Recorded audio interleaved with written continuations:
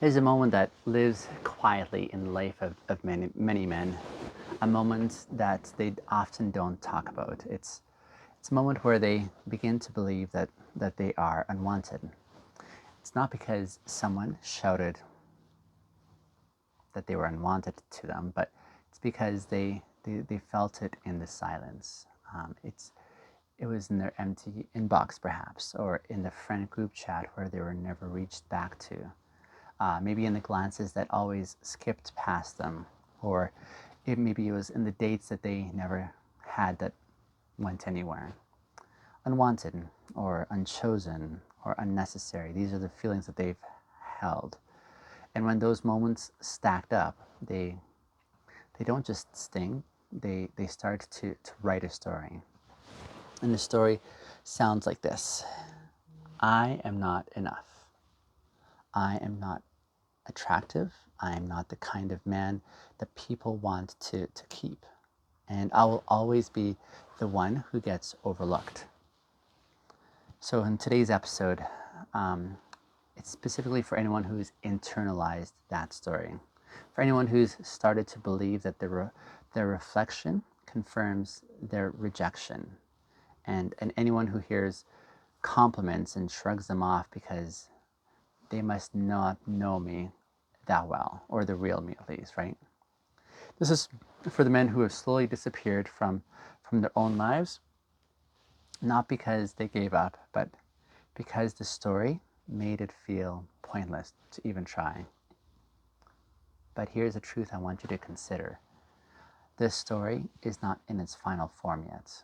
And more importantly, it was never really yours. Let's talk about how the story of being unwanted begins. It often starts small. You don't have to get invited to something. A crush turns you down, maybe in a cruel way, and you try to speak up and someone talks over you, or you show up with effort and you get ghosted. And over time, these moments become a pattern, right? And our minds are like I said, meaning making machines. And so you do what every human does, and you try to make sense of the pain. But instead of seeing the complexity, you come to one conclusion. And that conclusion is it must be me. You might even have tried harder, and you might have dressed better, and you might have tried to get in shape and to be funnier and to be more agreeable, and you tried to hide the parts of you that felt too heavy, and perform confidence even when you're crumbling on the inside. But when the results don't change, when love doesn't come, when people still don't seem to see you, that's when the story starts to solidify, right? I'm not wanted because I am fundamentally lacking. I'm not just unchosen, but I'm unworthy of even being chosen in the first place. And let me say, this is a deep emotional wound. It's not just painful, it's debilitating, right? It shapes how you enter rooms, and it shapes how you speak or how you don't speak. It shapes how you pursue in relationships, or how you give up on them. It tells how you measure your worth, especially against other men. And here's what most men don't realize: that this belief is not based on the truth. It's based on unprocessed pain. It's, it's a pain that was never witnessed. It was a pain that was never named. It was a pain that was never allowed to breathe in a space that felt safe enough to hold and contain it.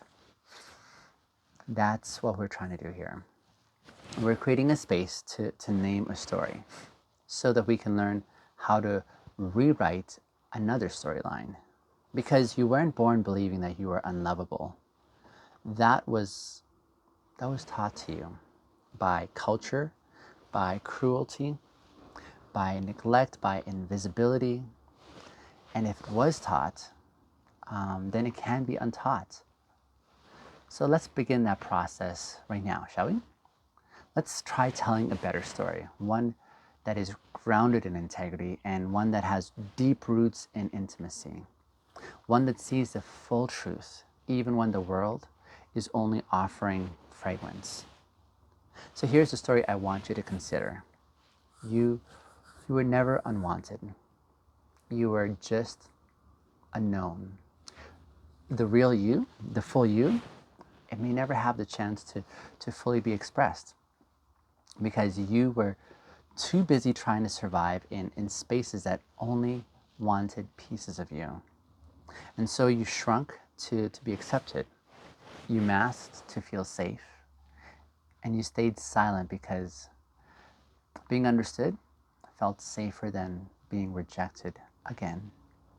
But that doesn't mean you're unwanted, though. It means your environment was unready. It means that the rooms that you were in could not hold your wholeness. It means that the story wasn't about you. It was about them. Let's break down how to untangle your identity from that old story and how to stop outsourcing your worth to the opinions of others. And let's also consider how to begin building an unshakable sense of what self could look like that doesn't depend on being picked. Because the moment that you stop waiting to be wanted and start walking in your own worth, that's the moment where you'll see some amazing changes. So let's talk about what happens when you start to believe that being unwanted is your identity. It's in that zone that you begin to shrink, right? And it's not always visible. It's not always loud, but inwardly you make yourself smaller. You stop talking.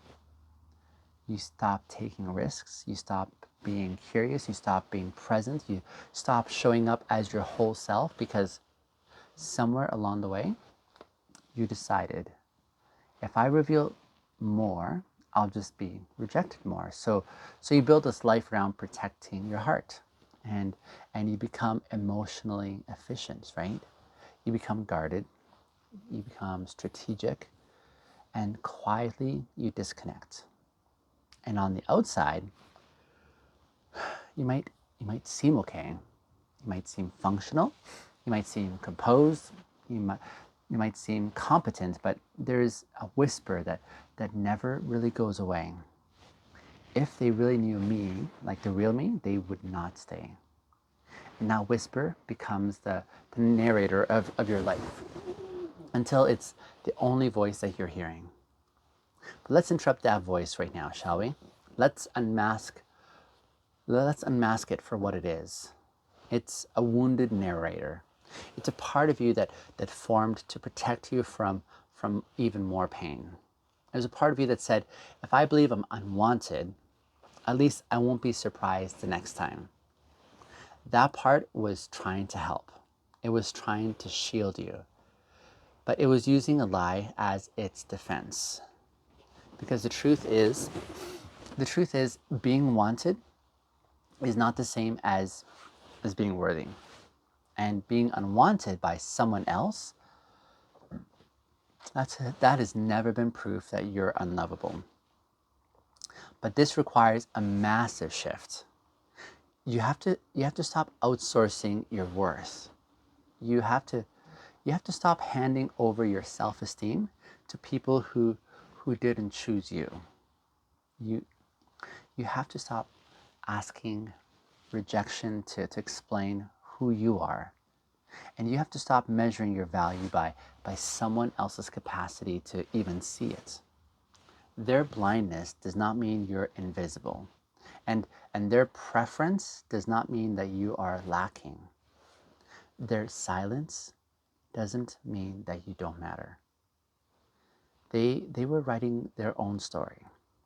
And just because you weren't in it doesn't mean that you don't have a story that's worth telling. So let's start writing that new story, and let's do that on purpose. This begins with defining who you are, not by what others didn't see, but by what you've learned and by what you value. and what you bring into every room that you enter. So ask yourself, what parts of me have I been hiding in order to be picked? Or who am I when I'm not trying to impress anyone else? What would it look like to be unapologetically aligned with who I am, even before I'm celebrated? This is where the shift to the unshakable begins. It's not when others validate you, but it's when you validate your own truth. And here is where integrity comes in. Because integrity is that alignment of your internal truth with your external actions, right? It's when you stop acting like you're okay with being unseen, and instead you start choosing to show up as someone who deserves to be seen because you already are. You stop editing yourself to avoid being too much. You stop minimizing to to match someone else's comfort zone. You stop performing for scraps of affection, because now you know that your love is not cheap, and you begin to live like someone who's already been chosen, because you have been by yourself. This does not mean you won't feel the pain.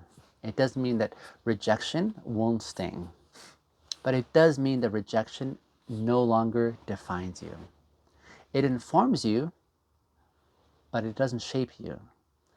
See, you're no longer building your identity on other people's decisions. You're now building it on your own sense of alignment, on your own values, on your own depths, on your own emotional presence. That is where unshakability is born. But let's look at how to make this new story stick, shall we? How to respond when the old voice of I'm unwanted tries to creep back in. And let's also consider how to keep walking forward even when external validation doesn't show up. Because when you stop waiting to be wanted, you start walking like someone who knows who they are. And that energy, that's the beginning of everything that feels real.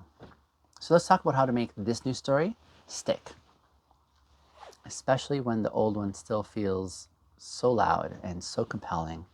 Because here's the truth I want you to consider. Even when you've made progress, even when you've started to believe your worth,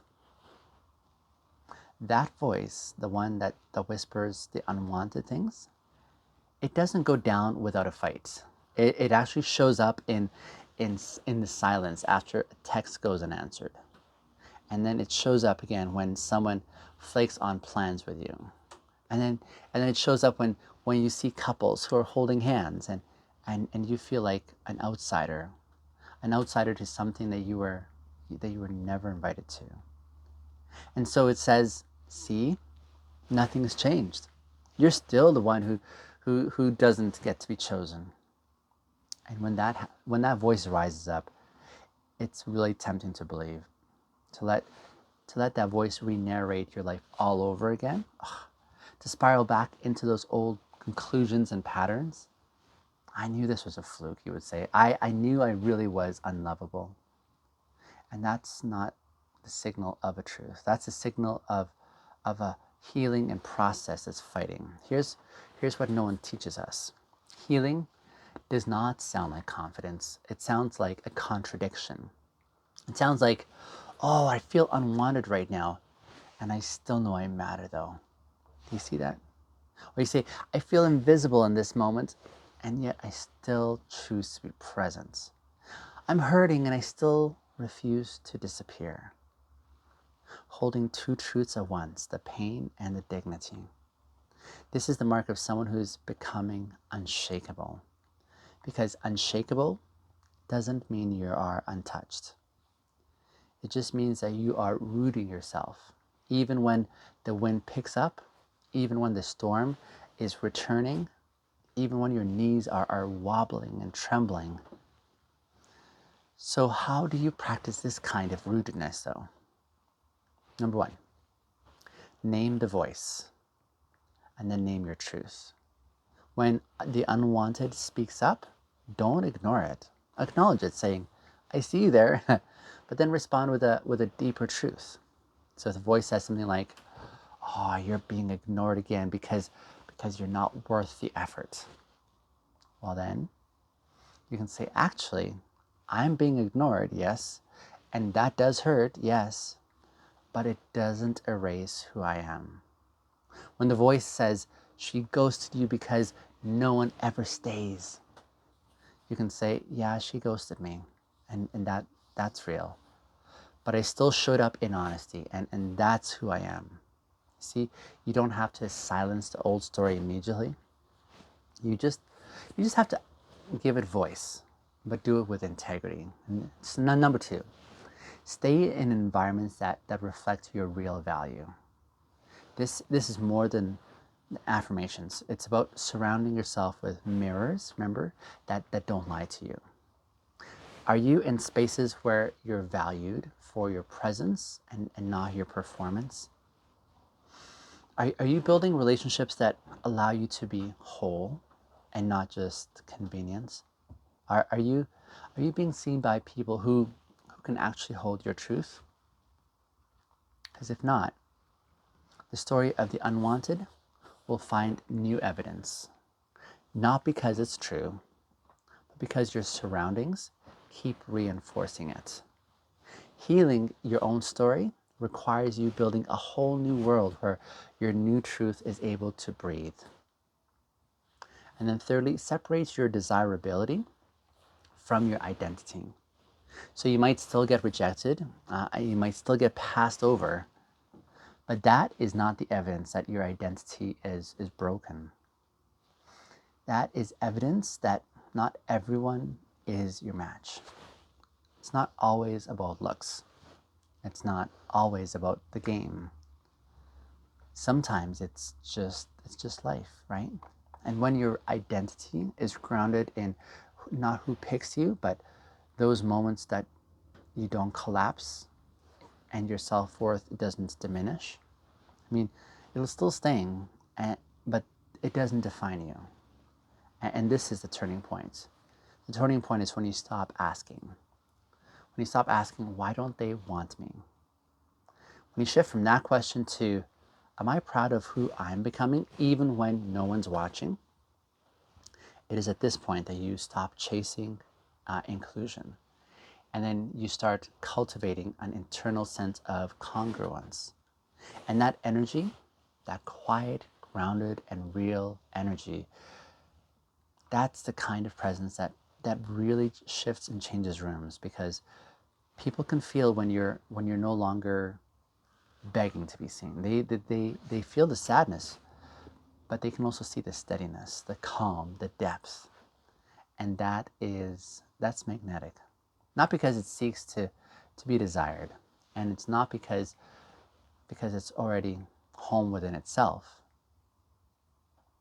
But let's close with what it means to live this new story over the long term, and how to lead from your healed identity, and how to offer connection without a sense of fear, and even how to become someone who isn't just free from being unwanted, but who is also anchored in who they are, no matter who stays or who walks away.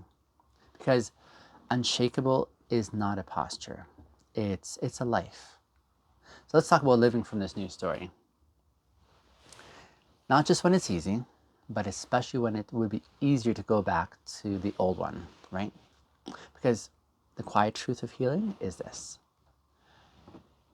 you'll be tempted to return to what hurts you because it's familiar. Being unwanted, at least it made sense, right? At least it explained the rejection. At least it gave you something to hold on to.